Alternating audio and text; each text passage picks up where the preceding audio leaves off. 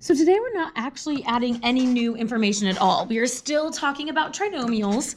We're still factoring trinomials, and we're still going to be in the category where a equals 1. The only thing that I'm going to say is that if you don't have this whole thing written down, so we did it 2 days ago. If you don't have this rule with positive and negatives, get this copied down into your notes, because keep in mind, you can use your notes on any quizzes or assessments. Your next quiz, you're going to have to show me all of your work. Okay, you will not be able to ask me what sign you should use. So you're going to want to be able to open your notes and find that list so you know.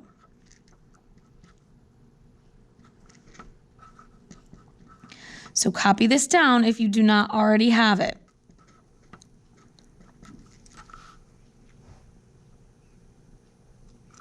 Okay, if you need more time, go ahead and pause it and you can use that, but otherwise we're gonna look at an example here. So let's say we wanna factor a trinomial where a equals 1, and we have something like y squared minus 2y minus 48. Again, we know all the information that we need at this point, but just to make sure we're good to go, right? Our step 1 says to multiply a times c. So 1 times negative 48 is negative 48. We're then going to list our numbers, right? We're going to ignore this negative just like we did before. We're going to forget that that negative's there for the moment being and just do 1 and 48, 2 and 24, 3 and 16, 4 and 12, 5 and nothing, 6 and 8. And again, if you need to pick up your calculator and divide those out or whatever, that's fine. Whatever process you are using to get those numbers with a calculator or without, doesn't matter. Okay, then we do need to now consider the negative once we have our list. So in this problem, right, we have a subtraction and a subtraction. So if we look up here at our sort of cheat sheet, we want to find where we have 2 subtractions, which is this one right here.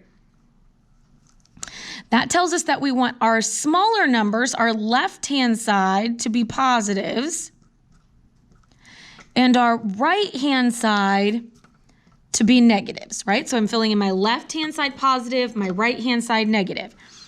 Okay, and then I'm going to go through and I'm going to start adding. So again, whether you use a calculator, whatever you use to get that,